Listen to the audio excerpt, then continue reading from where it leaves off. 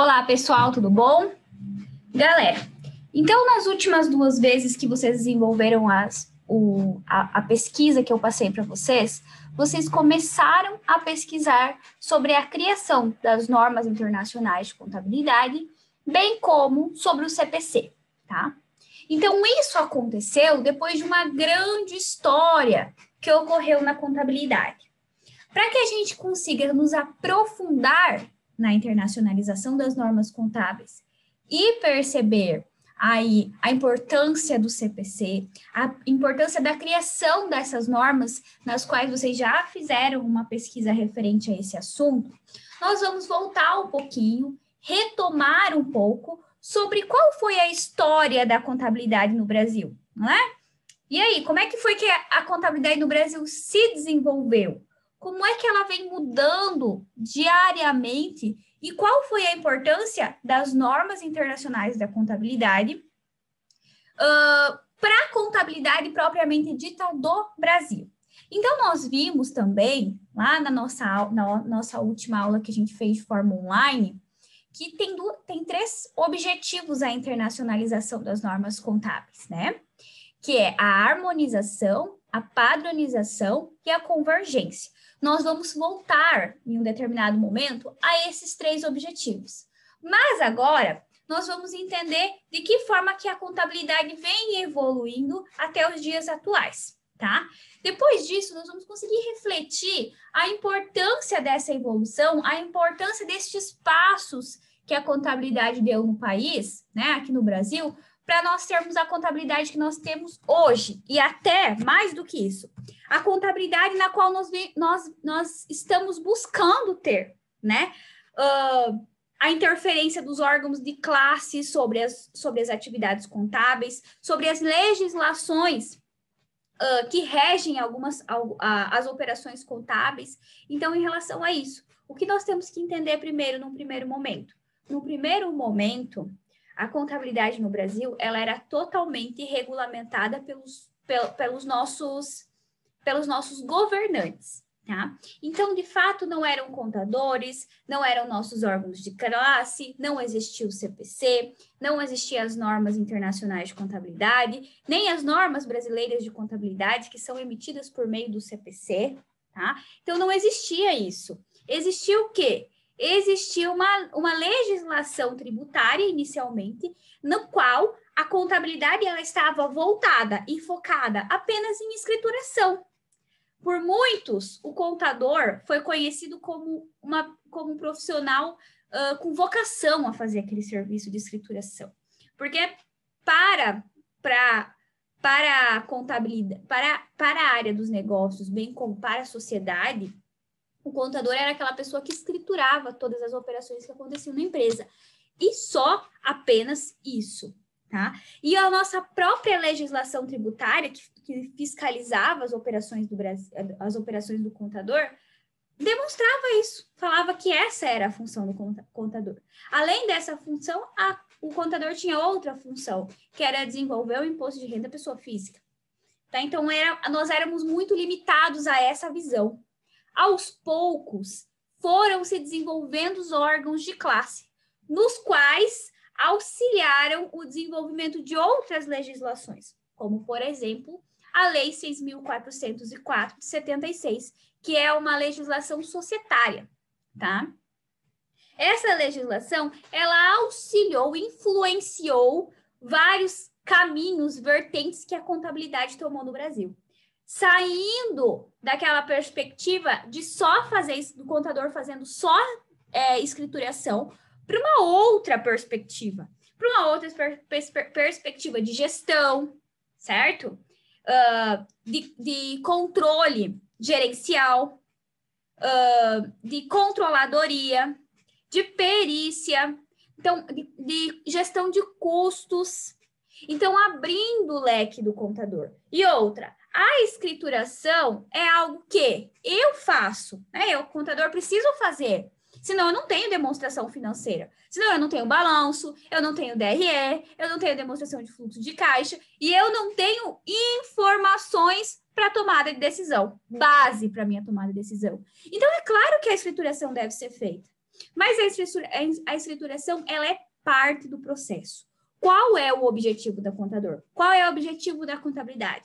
Tomada de decisão, né? O objetivo da contabilidade é tomar decisão para cuidar, organizar e controlar o patrimônio de uma empresa, tá? Então, como que eu cuido? Como que eu organizo um patrimônio de uma empresa? Por meio das minhas demonstrações financeiras, certo? E eu tomo decisão em cima dessas demonstrações financeiras para me tornar competitivo, criando estratégias, criando metas, criando objetivos, criando índices para analisar como é que está a minha situação econômica financeira e de que forma eu posso melhorar isso, fazer novos investimentos, pagar contas que talvez eu esteja inadimplente, me tornar mais competitivo em certo produto que eu vendo, certo? Então, é isso que o contador faz. E nós vamos perceber, com base na aula de hoje, que esse tipo de informação, esse tipo de serviço começou a ser prestado pela contabilidade lá nos anos 70, o que não faz muito tempo, né? Venhamos e convenhamos, acredito que os pais aqui, os meus pais, os pais de vocês, já eram, pelo menos, jovens, né? Adolescentes nessa época. Então, pessoal, para vocês verem como que a contabilidade no Brasil, ela teve alguns passos mais lentos. Eu vou compartilhar a minha tela aqui com vocês para a gente começar a nossa conversa aí com base nos nossos slides, tá? Então, vamos subir aqui. Então, a gente vai falar um pouquinho... Oxi, tá tudo travado. Vamos ver se vai dar certo agora, galerinha. Aí, tá indo. Passos lentos, mas tá indo.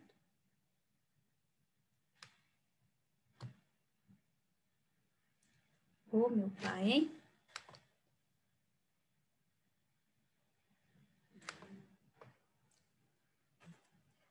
Então, vamos falar agora um pouquinho sobre o nosso desenvolvimento histórico, que eu coloquei aqui entre parênteses, vocês podem perceber que eu coloquei entre parênteses, recente da contabilidade no Brasil.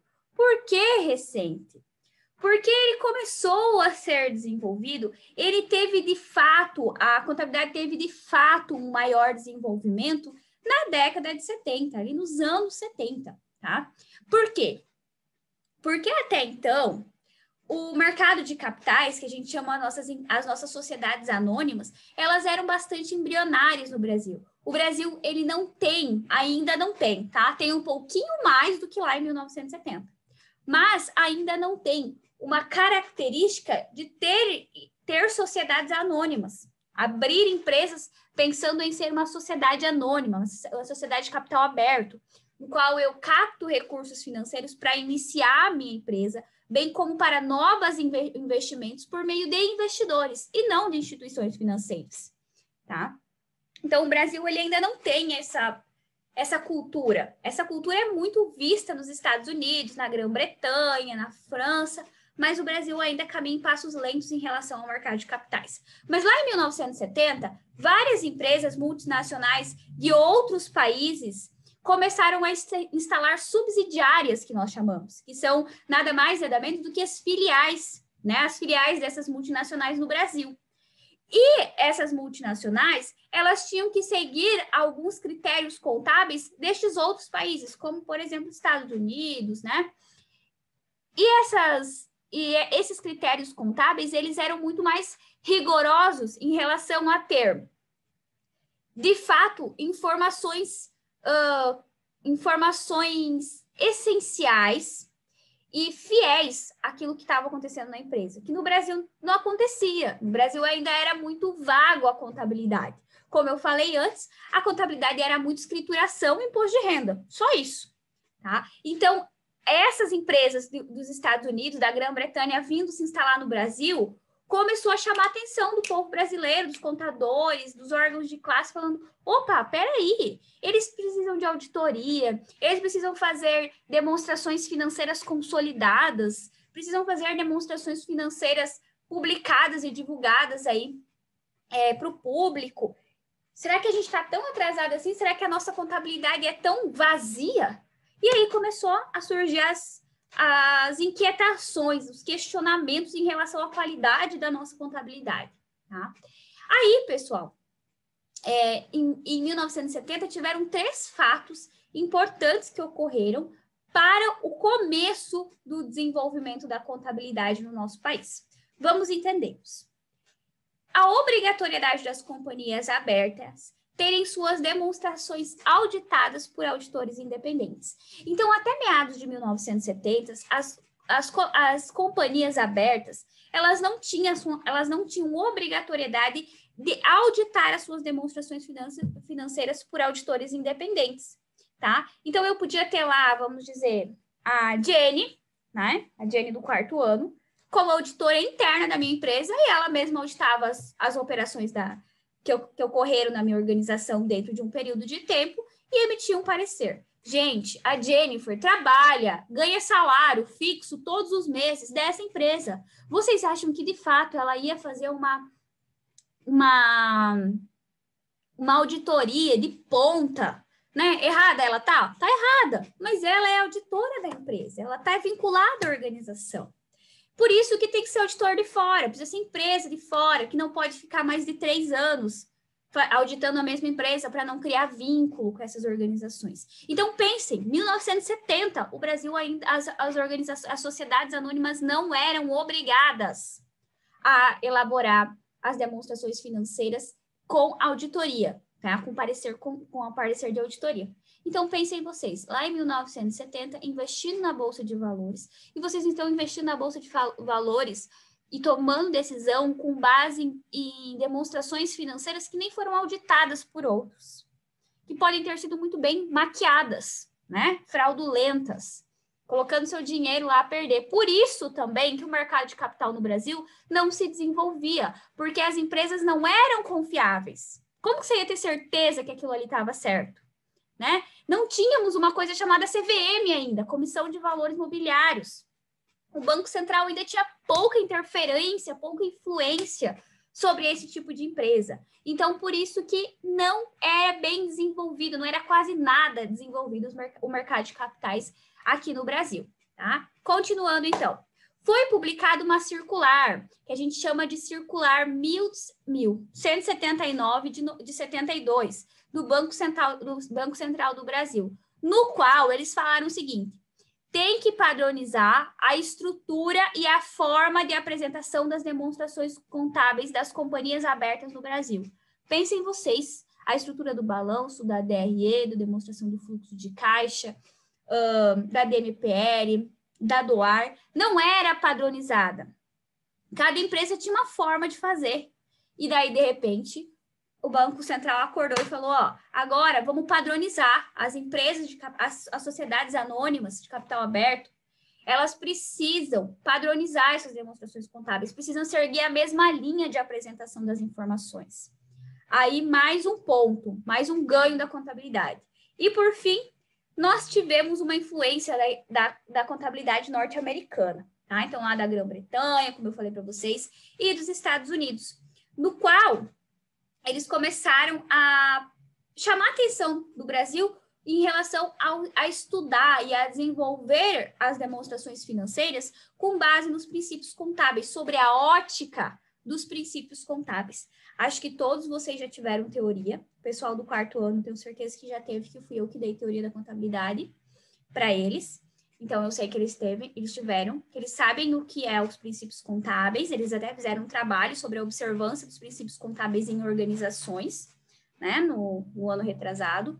Então, os princípios contábeis, eles devem ser observados em todos os fatos que nós registramos na contabilidade. Tá? Para daí, então, a nossa contabilidade, a nossa demonstração financeira, ela ter a observância desses princípios, ela ter, como que a gente chama assim, um alicerce, né, da contabilidade aí.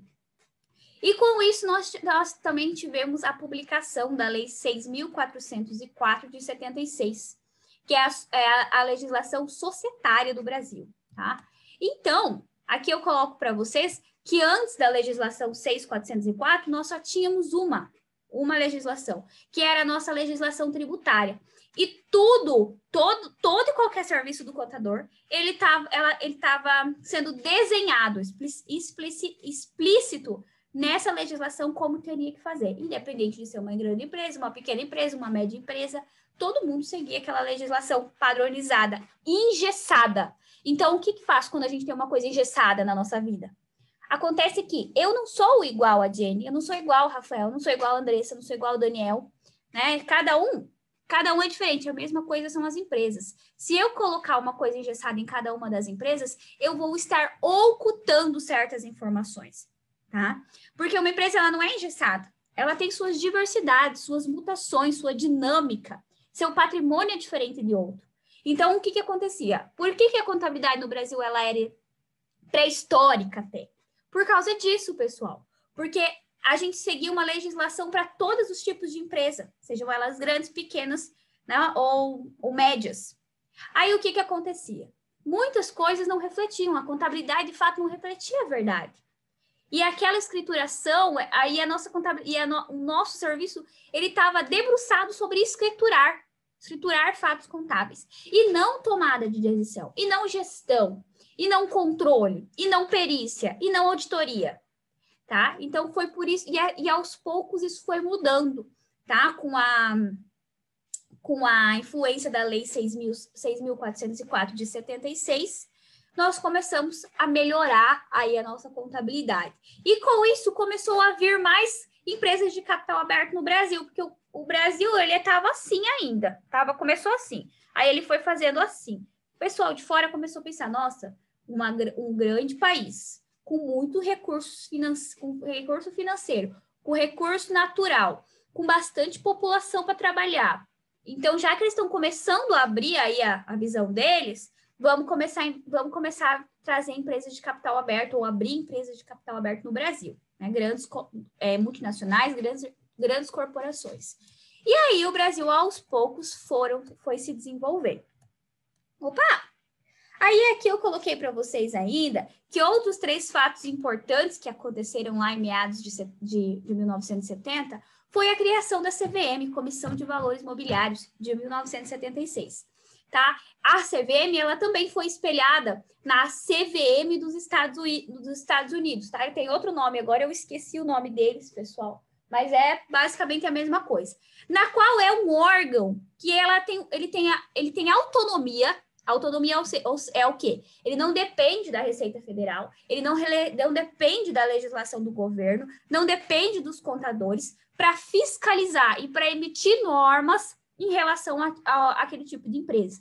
Então, a CVM, ela fiscaliza e emite normas em relação às operações das empresas de capital aberto. Então, lá em 1976 foi criada a CVM. Então, um órgão exclusivo para fiscalizar e emitir normativas sobre esse tipo de empresa. Um grande passo no Brasil e um grande passo para que outras empresas e até mesmo para que as empresas brasileiras se tornassem SA aqui no Brasil.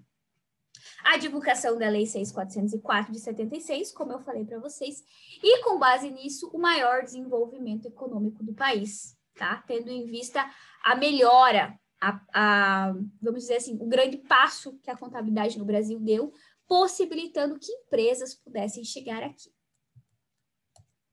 E aí eu pergunto para vocês, questionem agora em casa, ouvindo essa aula aqui. Como vocês observam o ambiente legal e regulamentar da contabilidade no Brasil? De que forma que vocês enxergam esse ambiente legal? De que forma que é o nosso ambiente legal hoje no Brasil? O que é o ambiente legal? De que forma que as atividades no Brasil acontecem legalmente? Apenas por legislação? Nós não podemos fazer nada fora da legislação? Tem órgãos profissionais que regulamentam a nossa profissão e que também têm autonomia, né, para bater de frente com a legislação, para trazer mais essência da contabilidade no nosso trabalho. Enfim, nessas situações. Pensem nisso, nós vamos continuar discutindo nos próximos slides, tá? Então, aqui, o ambiente legal e o regulamentar da contabilidade no Brasil. Então, a gente fala que o sistema legal do Brasil, ele esteve vinculado à legislação, tá? Então, o que é isso? o nosso sistema legal do Brasil, voltado para a contabilidade, ele estava totalmente dependente, tá, de legislação. Primeiro, a nossa legislação tributária e depois, em conjunto com a tributária, a nossa legislação societária. Aí, pessoal, tudo que a contabilidade fazia precisava estar ali, nessas duas legislações, precisava estar explícito na legislação, tá?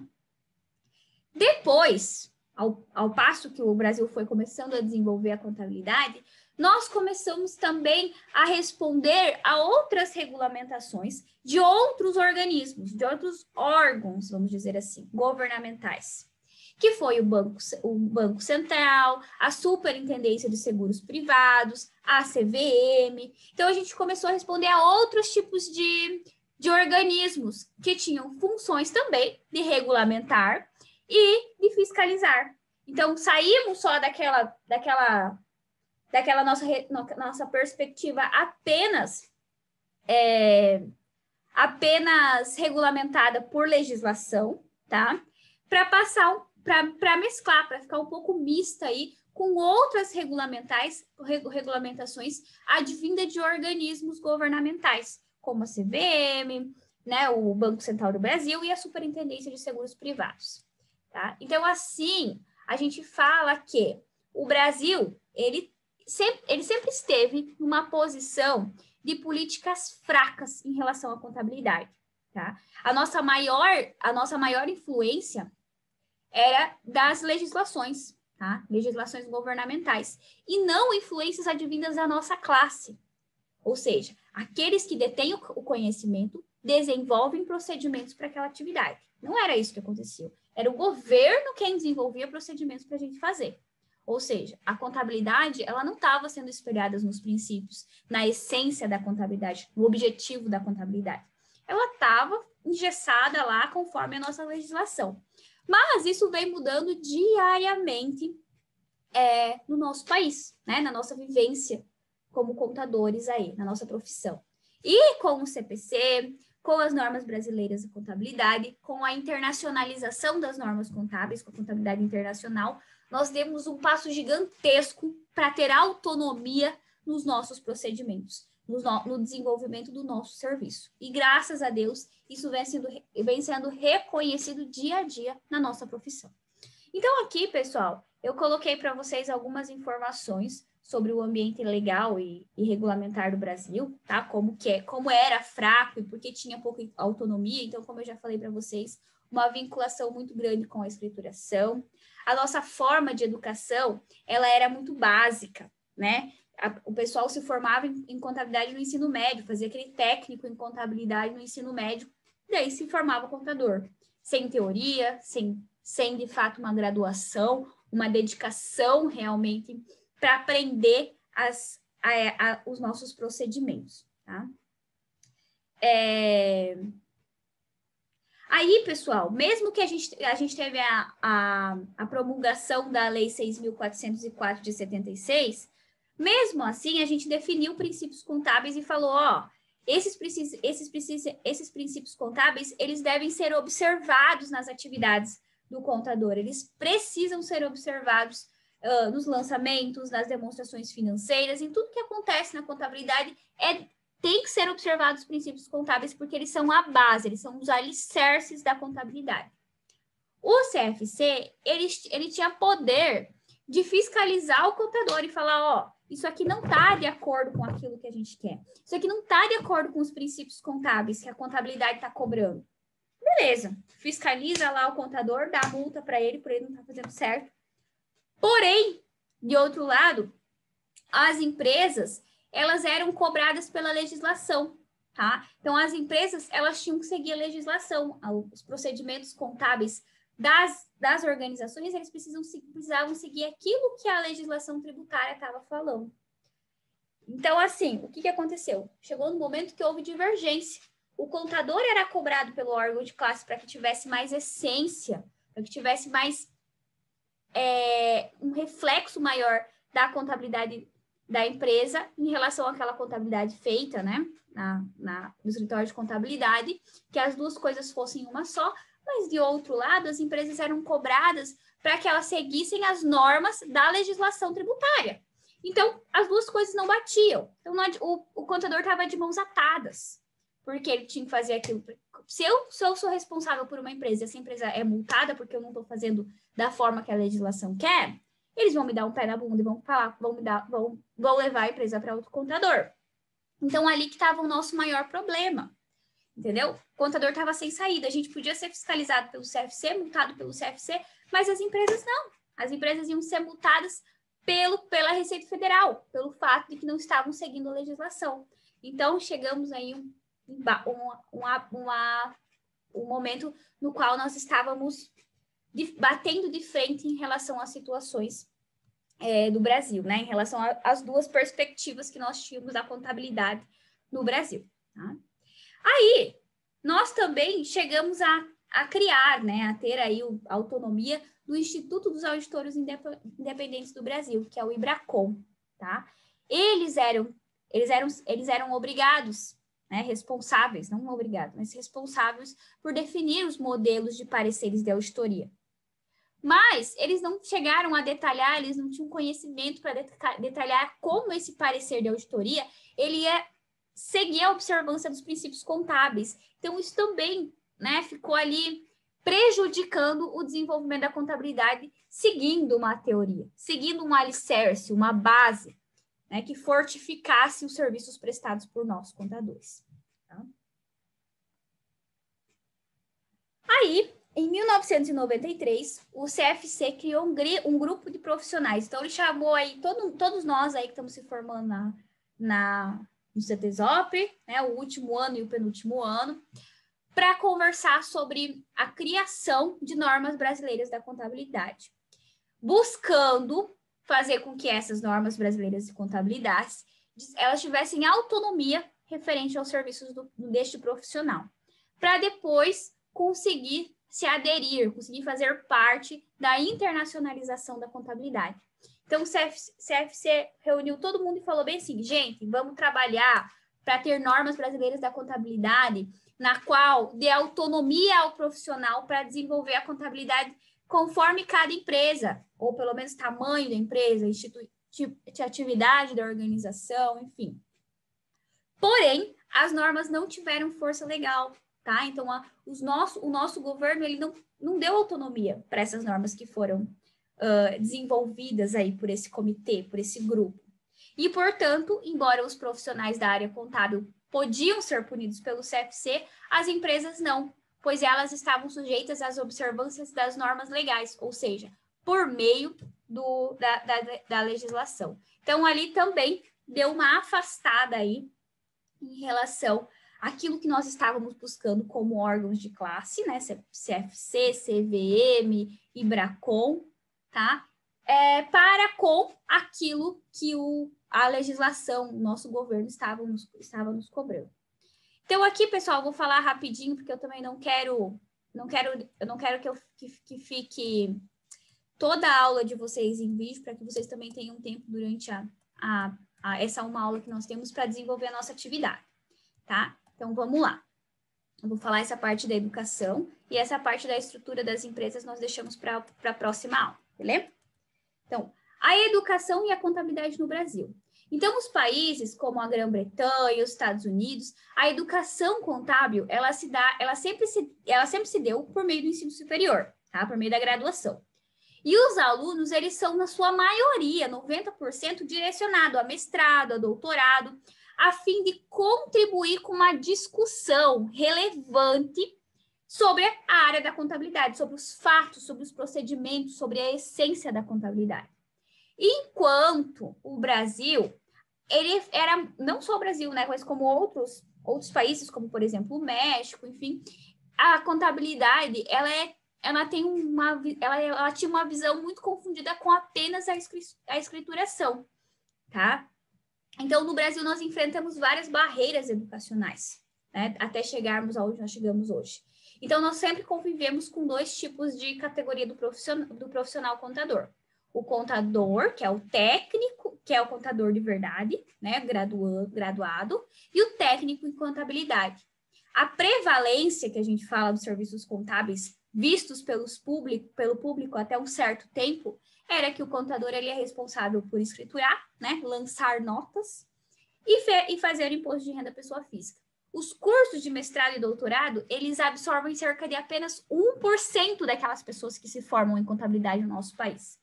Estima-se que hoje em dia nós tenhamos em torno de uns 400 doutores e 4 mil mestres em contabilidade.